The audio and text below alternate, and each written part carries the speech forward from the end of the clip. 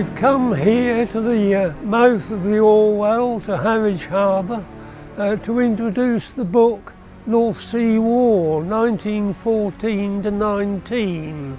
No, I've not made a mistake there.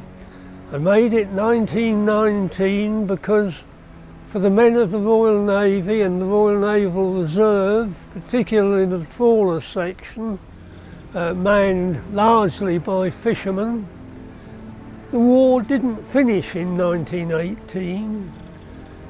For 4 years they'd been trying to sweep up German mines and sometimes having to sweep up our own as well.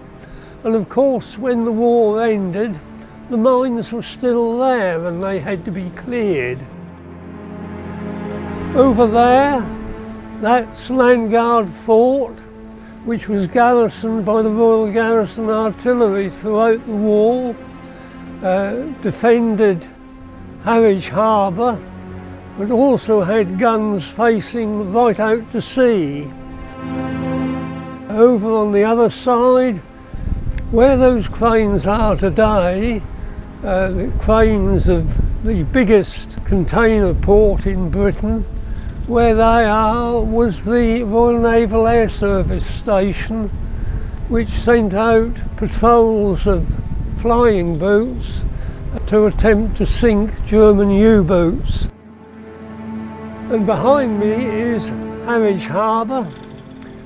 During the war that saw Harwich Force putting to sea, well, almost every day. It was probably the most active unit of the Royal Navy, made up of light cruisers and destroyers, and throughout the war, the whole of the 4 years was under the command of Commodore Tyrwhitt. He was a very active officer and well liked by his men. Harwich was the base not only for Harwich Force, the cruisers and destroyers, as I said, but also for submarines. Parkston Quay was a submarine base. There were also submarines stationed in Yarmouth, in the harbour there, throughout the war, and they again took a very leading part in taking the war to the enemy. Yarmouth was also a base for the patrol service, and Lowestoft was the main minesweeping depot for the entire east coast, including Scotland. A very busy place. The whole of East Anglia was very much a war base. This place, of course, saw the surrender of the German U-boat fleet in 1918. Harwich Force went out to meet them at action stations because nobody knew just what was going to happen.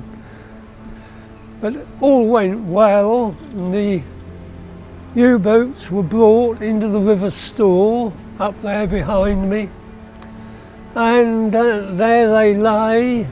The crews were transferred straight into transports. They never went ashore. They were taken straight back to Germany to avoid any kind of demonstration on either side.